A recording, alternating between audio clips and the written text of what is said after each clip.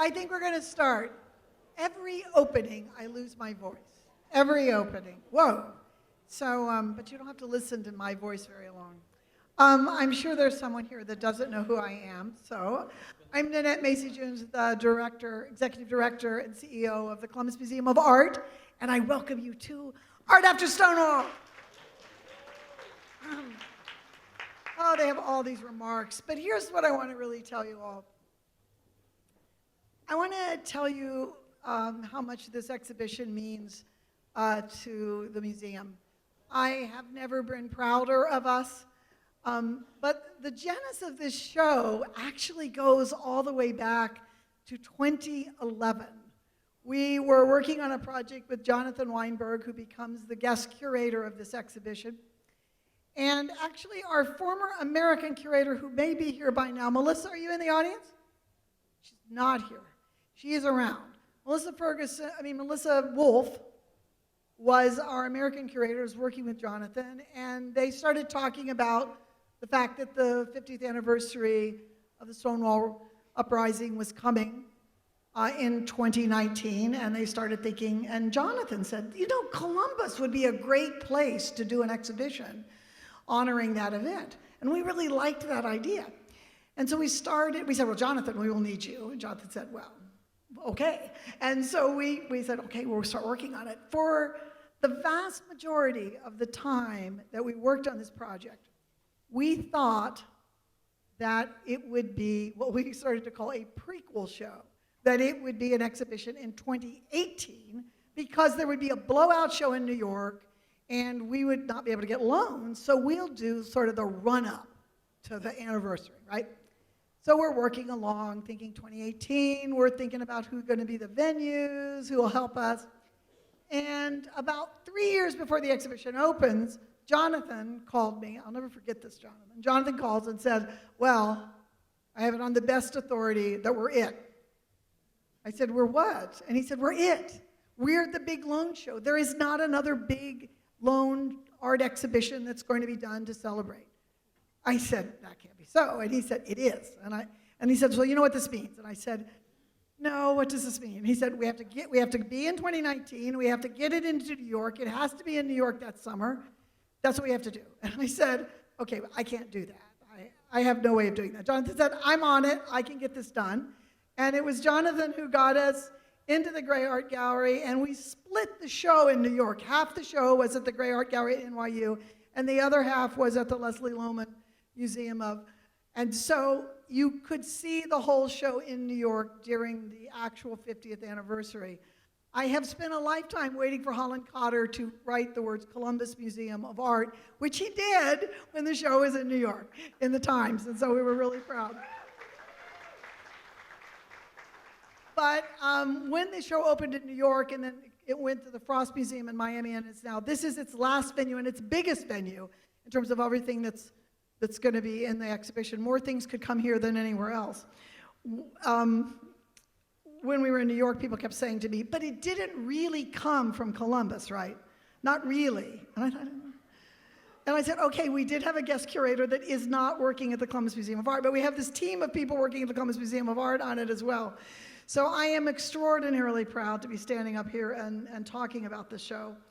Others can speak probably far more eloquently about it. The other thing I think that's incredibly important that no doubt Jonathan will mention is the fact that the art world of 1969 to 1989 was still dominated by white men. There were artists of color working, there were trans artists working, there were women working, there were lots of different people working, and artists, they were just hiding in plain sight. And one of the things that this exhibition has gotten high marks on, and the book has gotten high marks on, is that we took the time, that Jonathan took the time to find those artists that are hiding in plain sight, that it truly is an inclusive show of what the art world looked like. It just, some of those artists didn't have galleries, they weren't in museum shows, but they were still doing wonderful, credible work. And so the exhibition truly is inclusive of the artists working in those 20 years. So let me just say some quick thanks because I think that's always important. Jonathan led our team, and Anna Conlon is also here. Where's Anna? where's Anna? She's going to speak to you at 7:15, so there's another talk at 7:15. But internally, the team was led by a number of people some who are still here. Tyler Can, our head of exhibitions, and our Pizzuti family curator of contemporary art, still here. But another key player who was very important to this exhibition, who has left us, is Drew Sawyer, who is now the curator of photography. He's got a fancier title than that. I've not remembered the whole title. But Drew Sawyer was a key player in doing this project and has continued to be a friend of it, and it actually came in from New York to see it tonight. You can have a great idea, you can do great work, but somebody's got to pull it across the finish line. And the person on our team who did that was Danny Marcus, who is the Liechtenstein Fellow at the museum has been for the last 2 years. And he was the one that pulled this across and did that, worked with everyone to get that installation downstairs. There's so many other people, but I wanted to mention them. Let's see what else I need to say. Wait, give me a minute. Oh, yes. So, in case you were asleep at the wheel in December, and may not know this, in December, Art News, they did a 25 exhibition countdown for the decade from 2010 to 2019. And they called it the best exhibitions, but in their description, they said the essential exhibitions that were essential to transforming the art world. And this exhibition was number 10 on a countdown list that was a global list.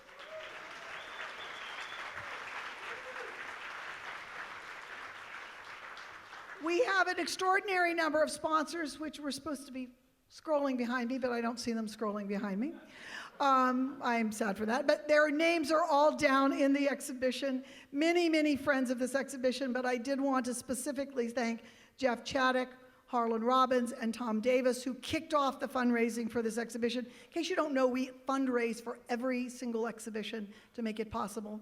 And bringing more than 200 works from around the country to this exhibition was a lot of heavy lifting, and our registrarial team really pulled it off for us, and I want to thank all of them.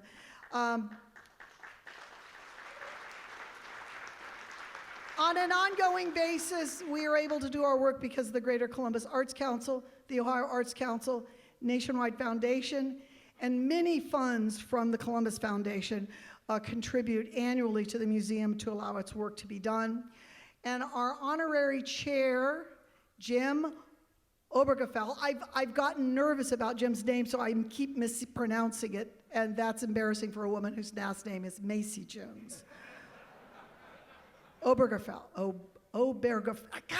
Jim, I'm screwing it up, so I just will give it up. But Jim is our honorary chair, and of course, when we talk about all of the brave people who stood up for many generations,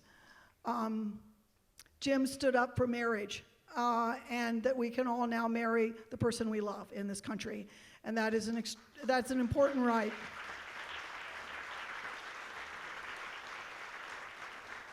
Okay, you're tired of hearing my little scratchy voice. But I will now introduce Jonathan Weinberg, who is our guest curator. Jonathan is an artist, he's a painter, he's an art historian, he's an independent scholar. He has written innumerable books, and his newest book, Peer Groups, is down in the bookstore, and he's going to sign copies for us so you can have a signed copy of this book. Peer Groups, Art and Sex Along the New York Waterfront just came out last May, but he's also done Male Desire, the Homoerotic in American Art, Ambition and Love in Modern American Art, Speak for Vice, Homosexuality in the Art of Charles Demuth, Marsden Hartley, and the First American Avant-Garde, so innumerable books. He's also become a very gifted curator. I think we're very fortunate to have been led to have him to lead our team. He received his doctorate from Harvard University. He teaches at the Yale School of Art and the Rhode Island School of Design. He's a critic for the Yale School of Art and a curator and director of research for the Maurice Sendak Foundation. So Jonathan, come and tell us.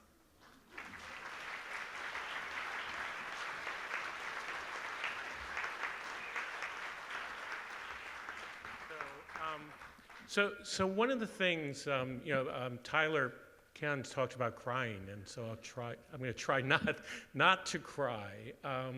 One of the things about this show is that it's all about community and creating families, right? Because so many of the people, so many of the queer people over the past have actually been thrown out of their families often. They have to make new families, that fortunately didn't happen to me, but I have to say that I really feel like I've forged a family at the Columbus Museum of Art.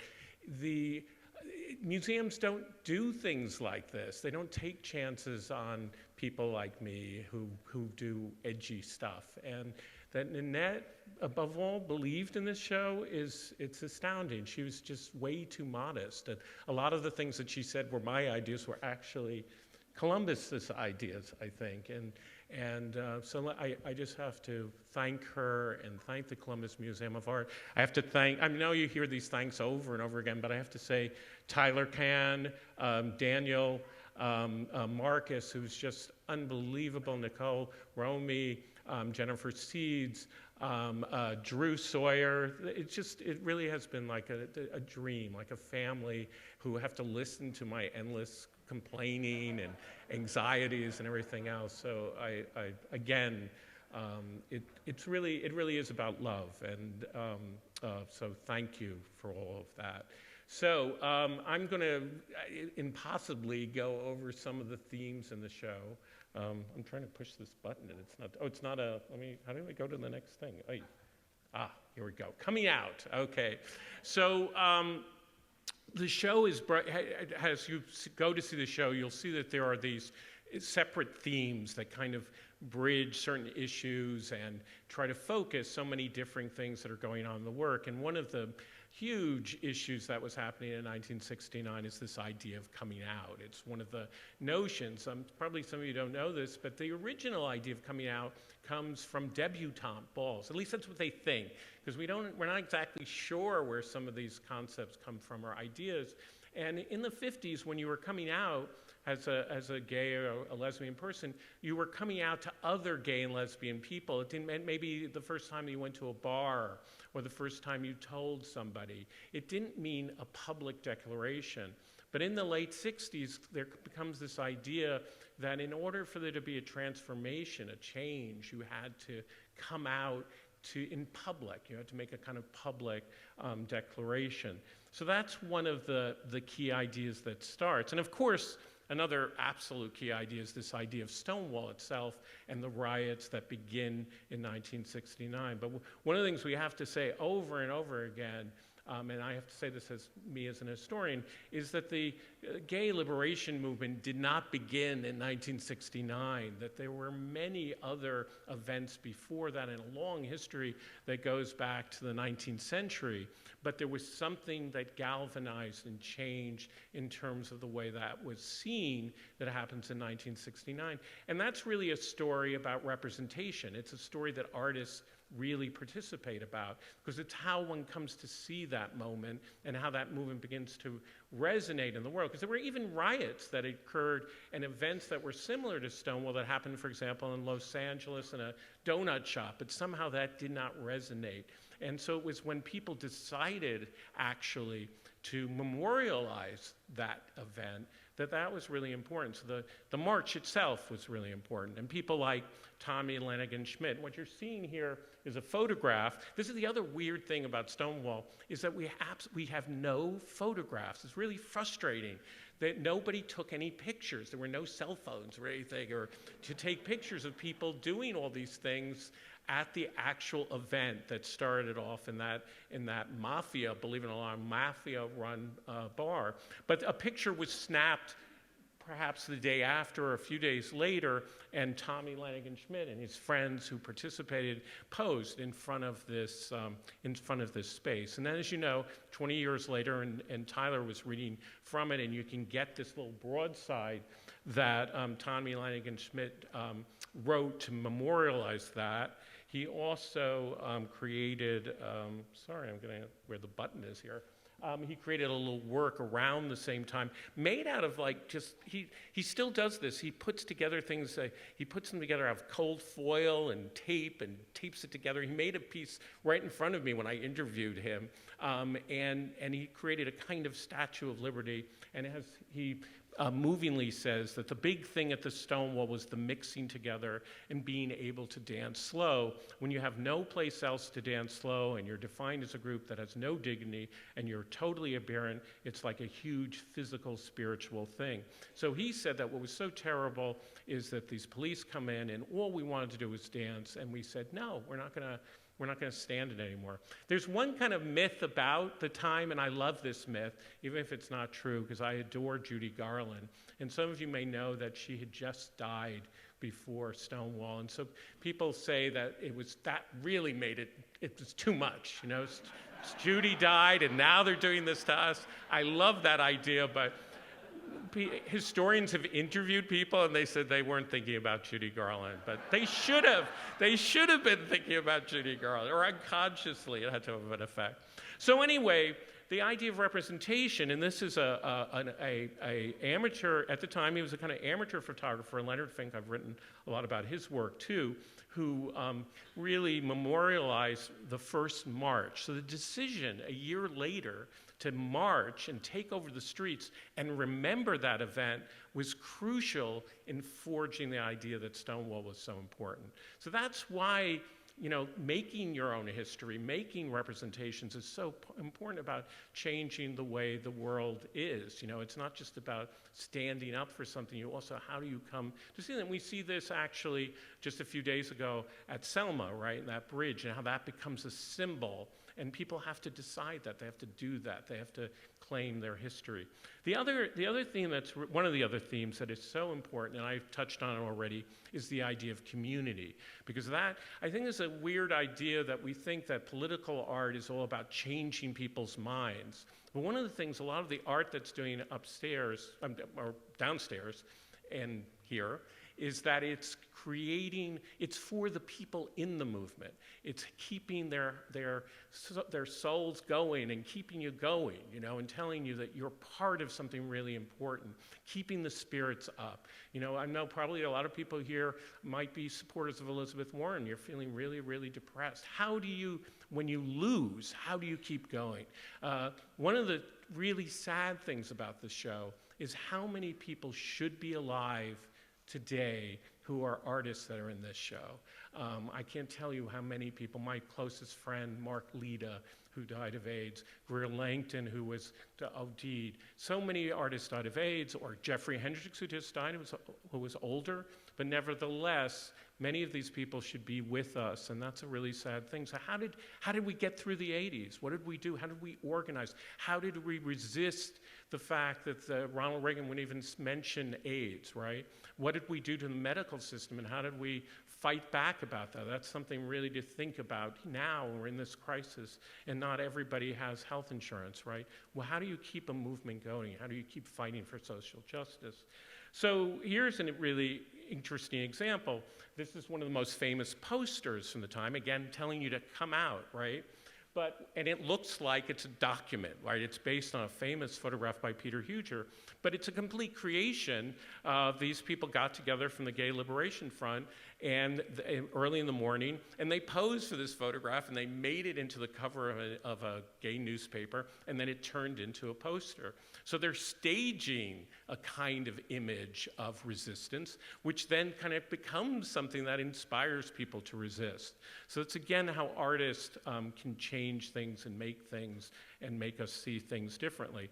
Now, looking at it from the vantage point of, this is a wonderful image, but it's all beautiful young white people, and that's a problem, and it's really important to keep in mind that Marsha Johnson was really important, a trans person who also spoke up and organized for the rights of sex workers, something they don't talk about.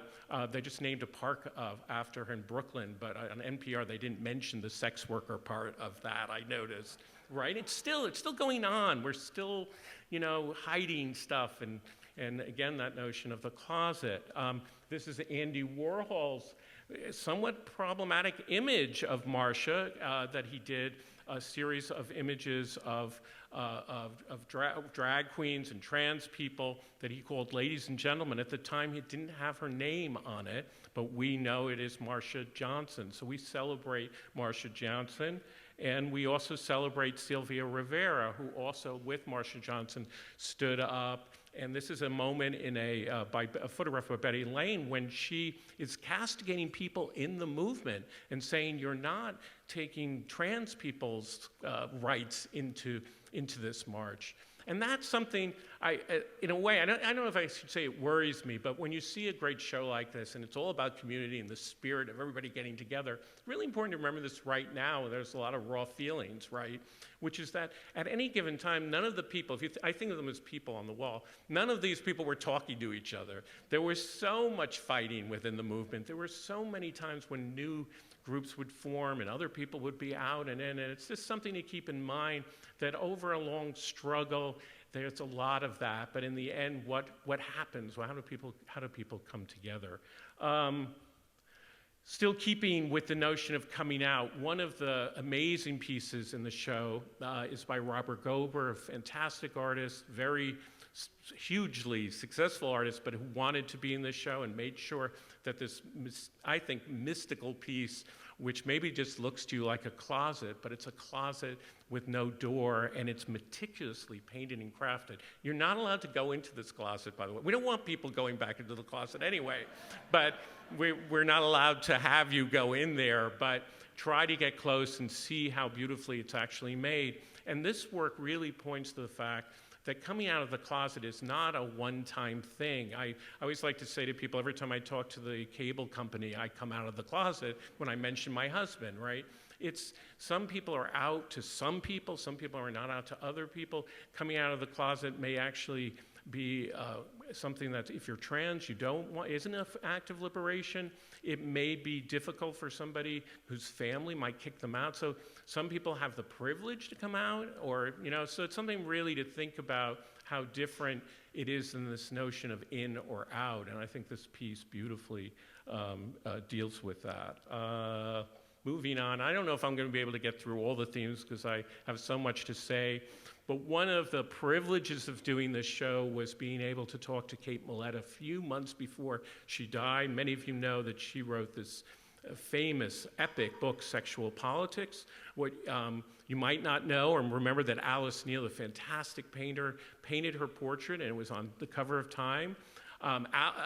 Millett herself said that it embarrassed her. She didn't really want to be the face of women's liberation. There were so many faces, but you know, there it was. But the thing that a lot of people don't know is that Kate Millett was a fantastic artist. That's how she really thought of herself.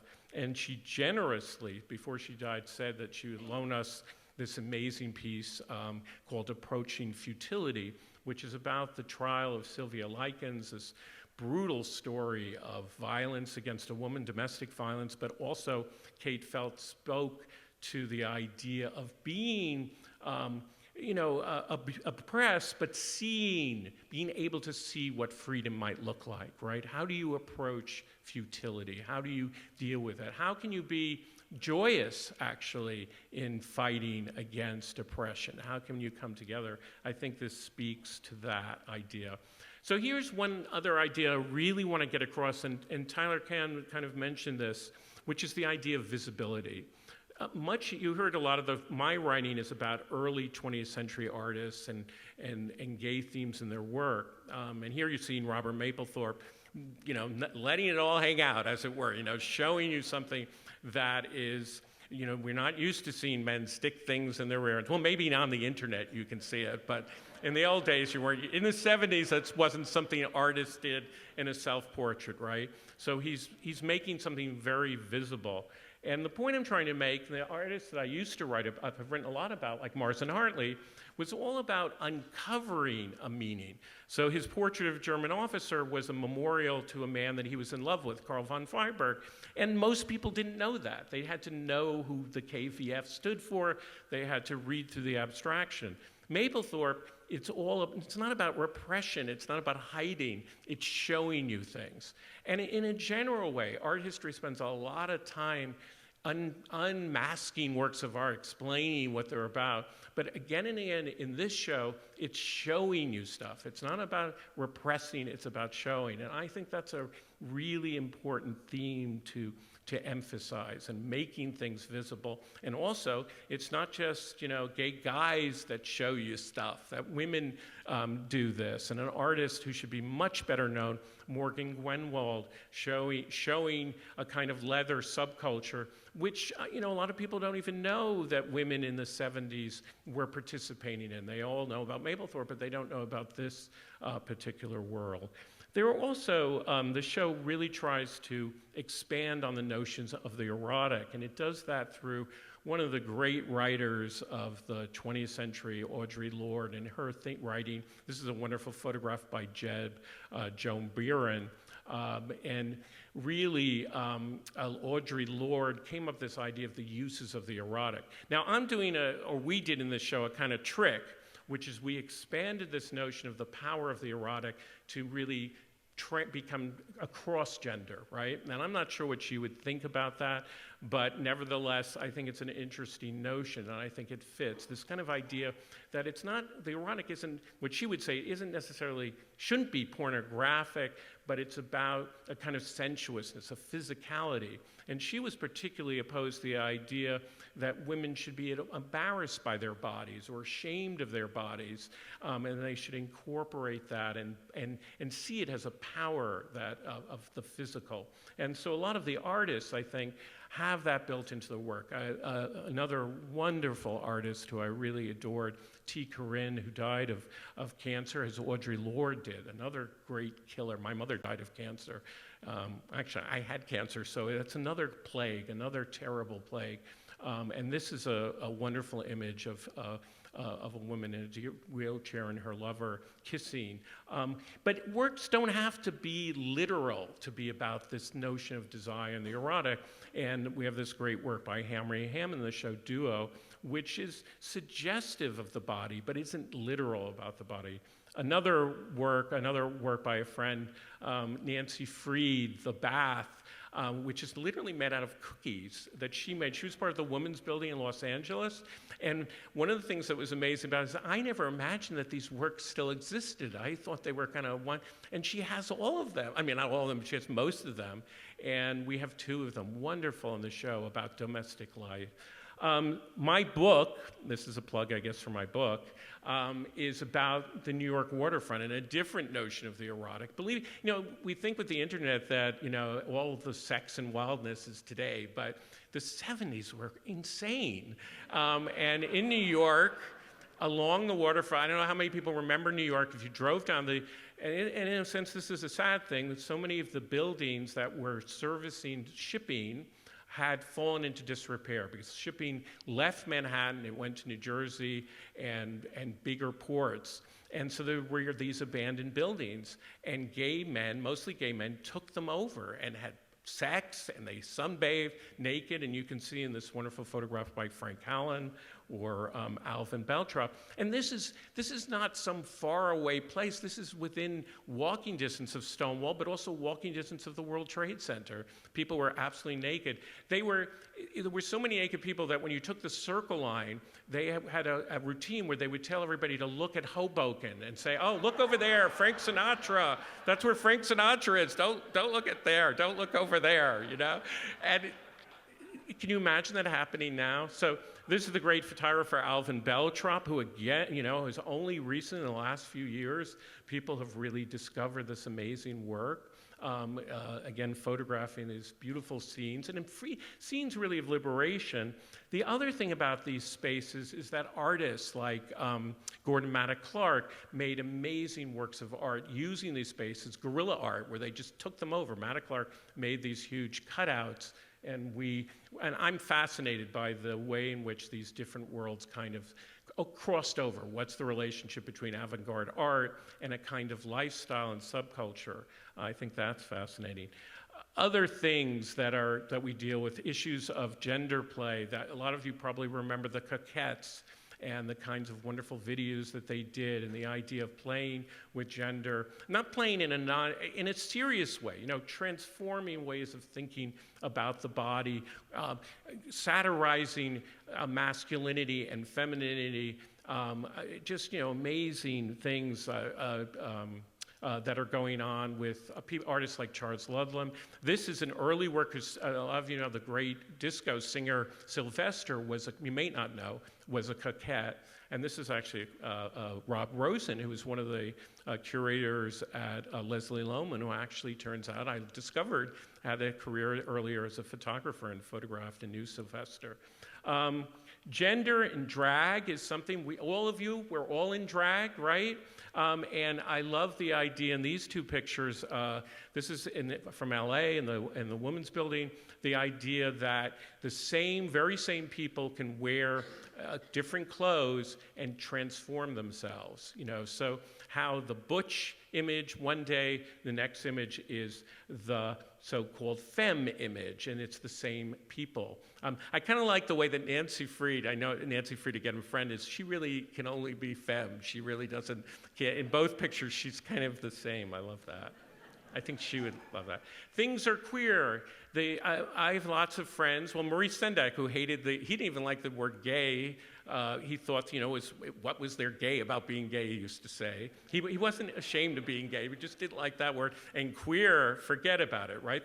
It took a lot of time for people to get these ideas. But for us in the 80s, the notion of queerness was a kind of liberating notion, and so we deal with that in this show, and we talk a lot about the whole mood of the East Village. I love this picture by Sang Quan Chi because it makes the point that of the artist portrait, which are usually serious and artist groups and communities, but here everybody's having fun. In the East Village, there was actually something called the Fun Gallery, right? There was even a gallery in someone's bathroom, the Lou Gallery. So a lot of times people were actually having fun. It wasn't so serious, but there was a seriousness to it. The fantastic artist Greer Langton, I lived downstairs from Greer on East 4th Street, who did these amazing trans figures and dolls. I'm sorry, it is true that the queer community is pretty small. I do know a lot of these people, and I've come to know them even through the show. Donna Ann McAdams, who actually is on the board of the Sendak Foundation, but she's really the official photographer of the performance art movement in the East Village, and of the Wow Cafe, and of people like Tim Miller and Holly Hughes and Karen Finley. I mentioned, I think already, Mark Lita, who would take sketchbooks to clubs, and particularly Grace Jones and The Saint. And then you have in Columbus your own, because I'm not from Columbus, Corbett Reynolds, and the Circuit Party, which really isn't a Columbus invention, right? And I'm showing you Mapplethorpe's great poster from the Black Party in New York, and here's one of Corbett Reynolds. And we have this fantastic display of Corbett Reynolds' posters and more of his work. Now let me say something. Columbus is the version of the show here is the best version of the show. It is the biggest, it has given it the most space, and we really had to struggle to get a place in New York to do a show. Isn't that insane to do this show? The big museums wouldn't do it, right? But you guys did it here, and you got the best version of the show, the greatest thing. So don't think this is a lesser thing. Just run through the last slides. Obviously, the response to AIDS, silence equals death, there's a whole section. I wanted to point out that Ann Meredith was the first to do work about women with HIV and AIDS, and this incredibly moving photograph, the Grand Fury, the Names Project quilt, and then finally we end with this phrase that people used to say, or they still do, we're queer, we're proud, get used to it. And so the show ends with this idea of, again, of visibility and presence. So keep in mind the show's on 2 floors, and we have, in front, I can't believe the banner, I'm out, therefore I am. We have Lyle Ashton Harris's amazing image of Americas. We have Lenore Chin's Deja Vu, and Laura Alcalara's Carla. The Whitney, even though the Whitney wouldn't do this show, they did lend us one of their most famous queer paintings, Big Heat.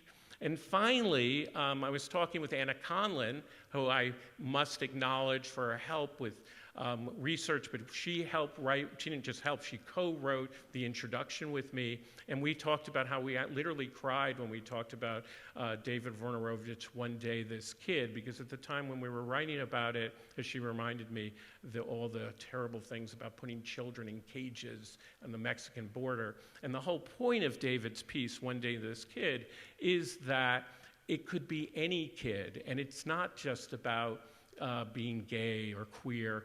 Any kid can be taught to hate themselves or herself or their selves, and we do this, and we should stop doing it, right? So thank you again for this.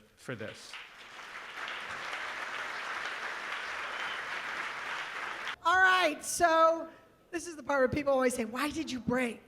But I always feel we're such good Midwesterners, we will sit through something even when we want to get up and get a drink. So I always do the break.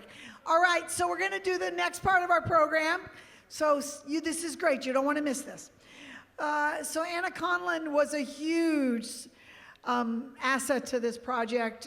She made a difference in what we were able to do with Art After Stonewall. Anna is a curator and art historian whose research on queer feminist cultural history was published in Feminist Theory Journal and Gender, Sexuality and Museums, the Routledge Reader. Anna was a curatorial consultant on Art After Stonewall, has authored several texts. She is currently the curator and exhibition manager at the Samuel Dorsky Museum of Art in New York. You were, wait, yes, you still are, and is currently organizing an exhibition on Kate Millett's work, which will open in the fall of 2021. So Anna, come up here and make us smarter.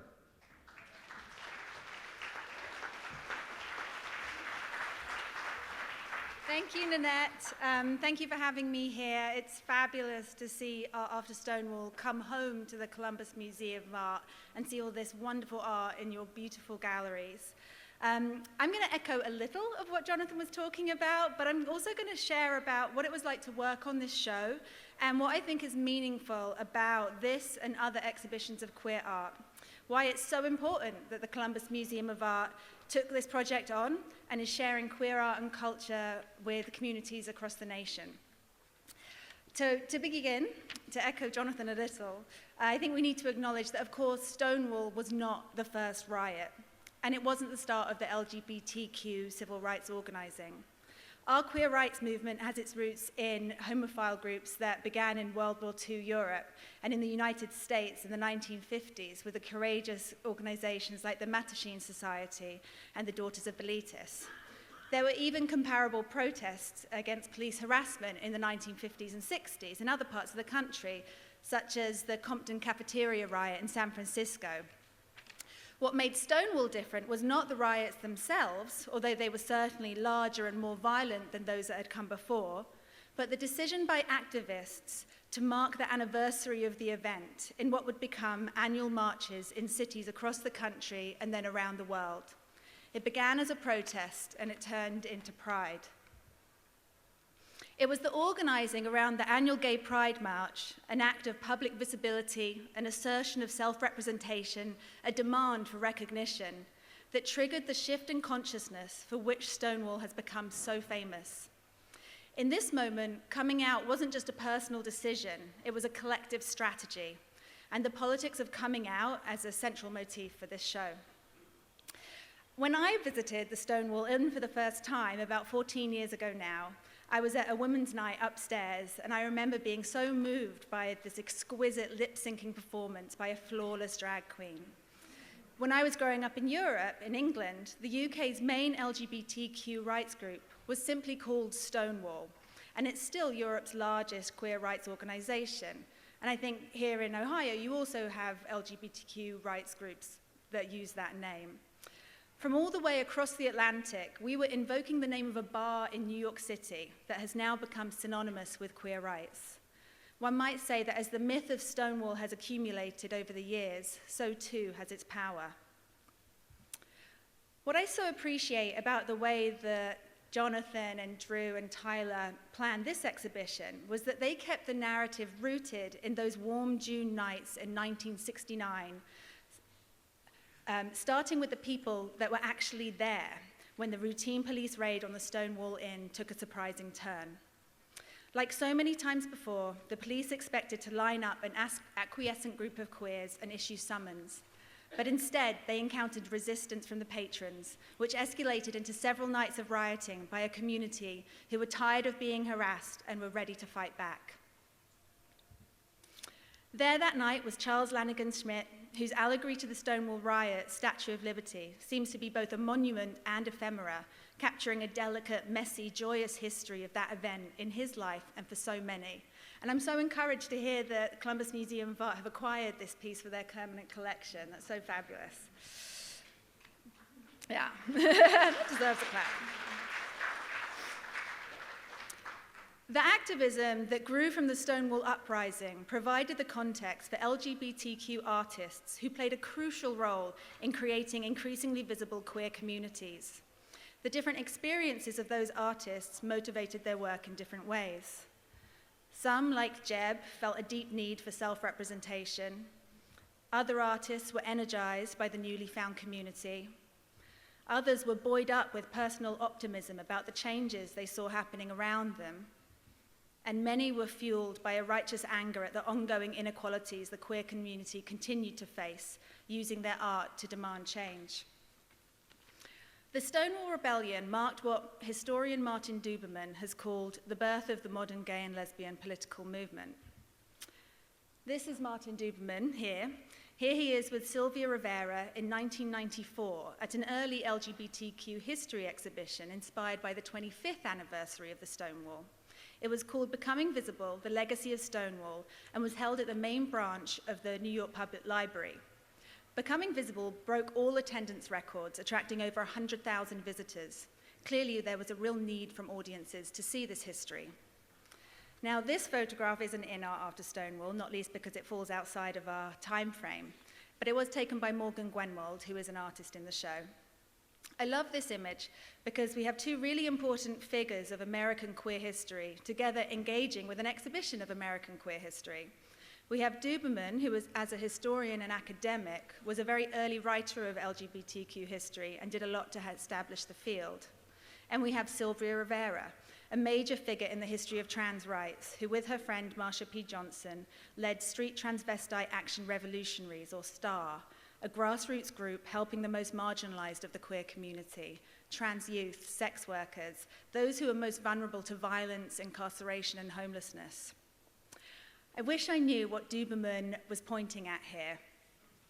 Well, he's looking at the curator's label and explaining it while Rivera politely listens. I wonder what she thought of the exhibition. I don't know about Columbus, but in New York last year, we were slightly spoiled by the amount of exhibitions that were organized around the 50th anniversary of Stonewall. I mean, it was wonderful, I'm not complaining, but it certainly wasn't the case in the 70s and 80s. There was only a handful of really explicitly queer exhibitions, and often they provoked significant controversy.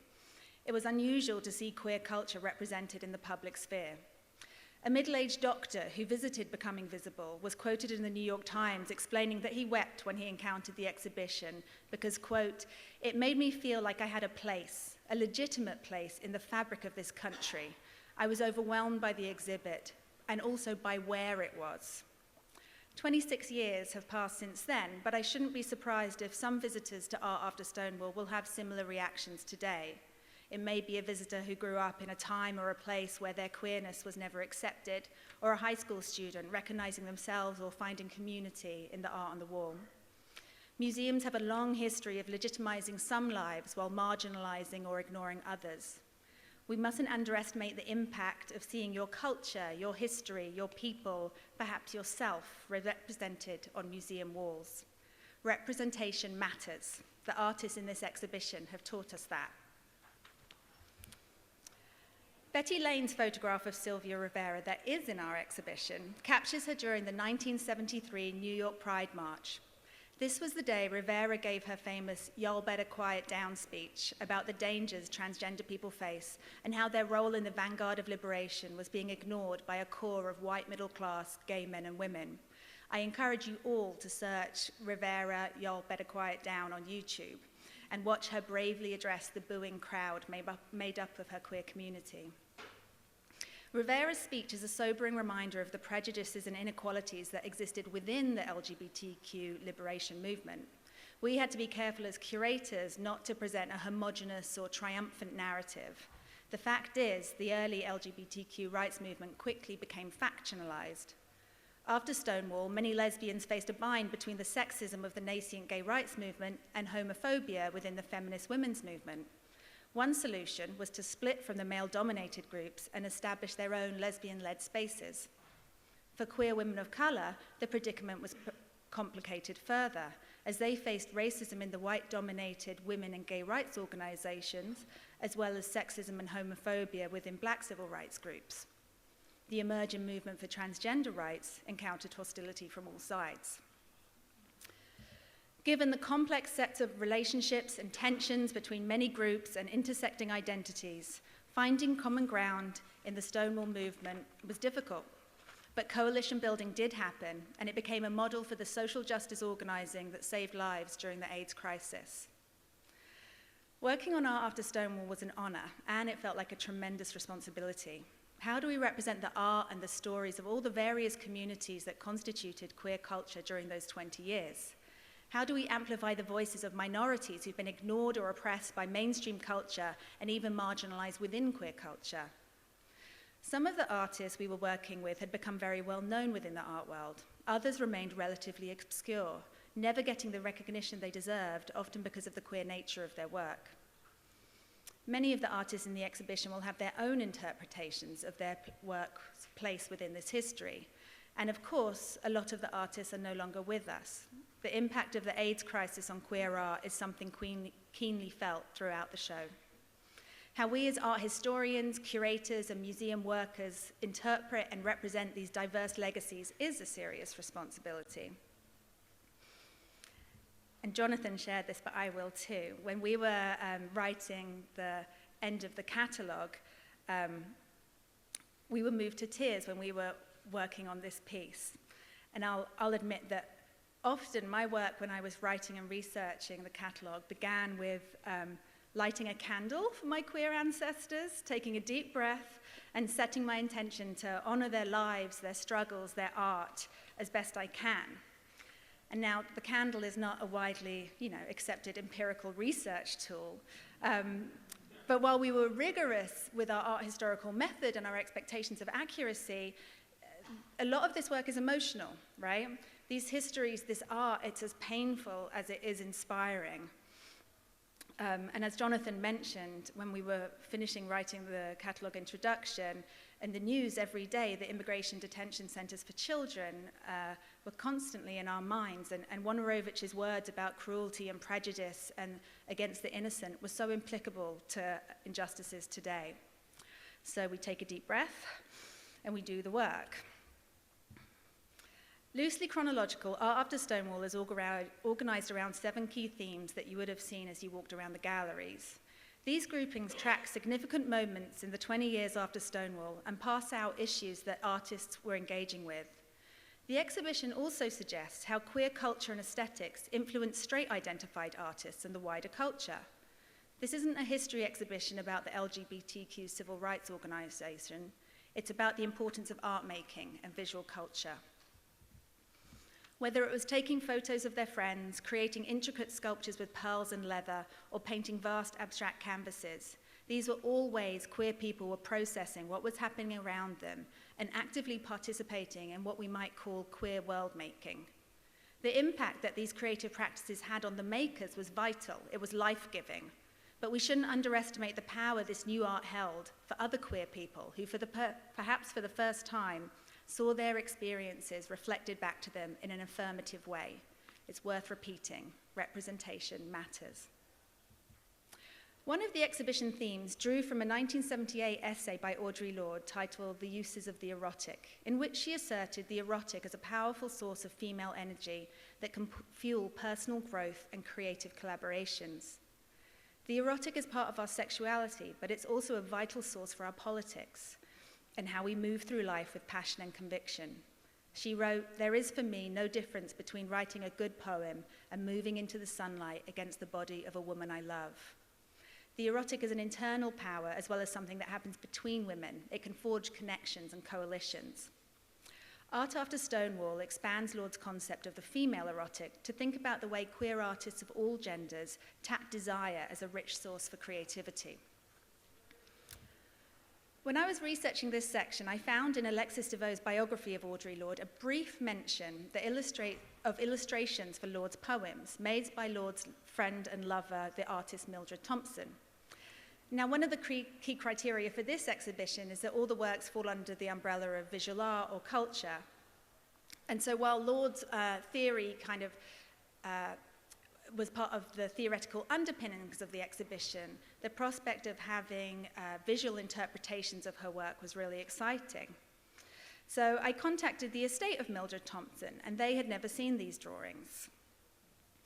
When I got in touch with the Lesbian Her Story archives in Brooklyn, which DeVoe cites as the source, they too did not know what I was talking about. Kindly, they pulled out several boxes from their Audre Lorde collection, and on a visit to the sprawling brownstone that holds the Her Story archives, I began the delicious job of sifting through archival material, searching for treasure. And there I found it. Journey Stones, a sketchbook of figurative pen and ink drawings, silhouettes of female nude figures, embracing or alone, with otherworldly shadows and moons behind them. Accompanying each drawing is a Xerox copy of the corresponding poem, typed on Audre Lorde's Staten Island home address stationery, arranged to suggest the layout of a book. There are 14 drawings and 10 poems, each about love, sex, desire, and relationships between women. Lorde and Thompson met in Nigeria in January 1977 at Festac, a Pan-African celebration of arts and culture that they were both invited to attend because of their prominence as African-American artists. Later that year, they were writing to each other, and in the Audre Lorde collection at Spelman University are the most beautiful letters that Thompson wrote to Lorde, giddy love letters, carefully illustrated with views from her surroundings.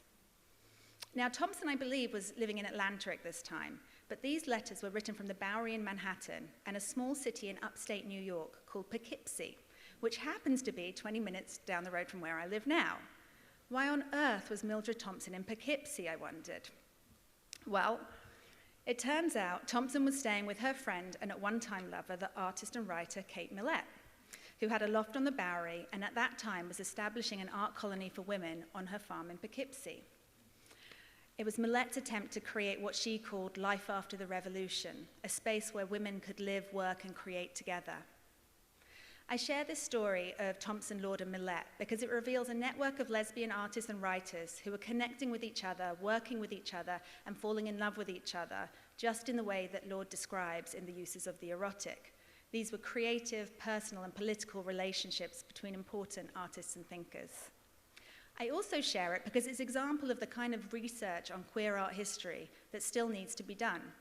We included one of the pages from Journey Stones in Art After Stonewall, sharing that story with the wider public for the first time.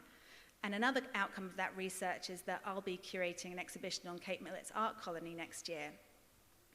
One thing leads to another. There are so many stories still to be told, histories to uncover.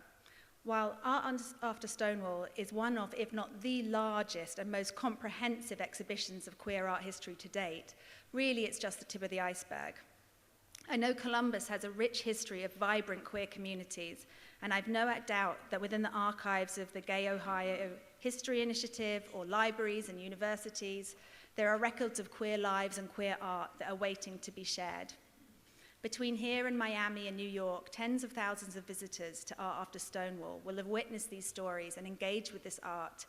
And one of my personal hopes for this exhibition is that this tour will have sparked curiosity in people to do their own research and share more of our collective cultural history, because the need to see ourselves represented in the world is still really urgent.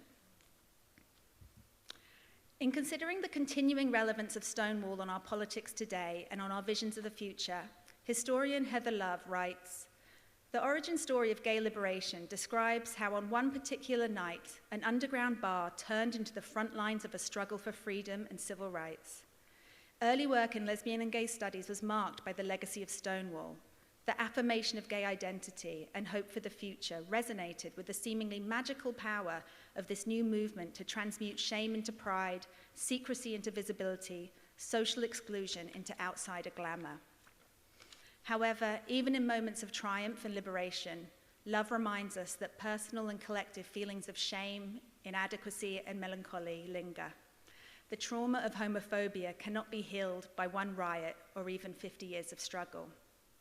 And yet, in the face of hatred and injustice, we resist and fight back, taught by our queer ancestors how to do so, through creativity, through visibility, through representation. And that's partly what this exhibition is about. The art that we see on the walls, this is resistance, this is optimism, this is the fuel for our future. Thank you.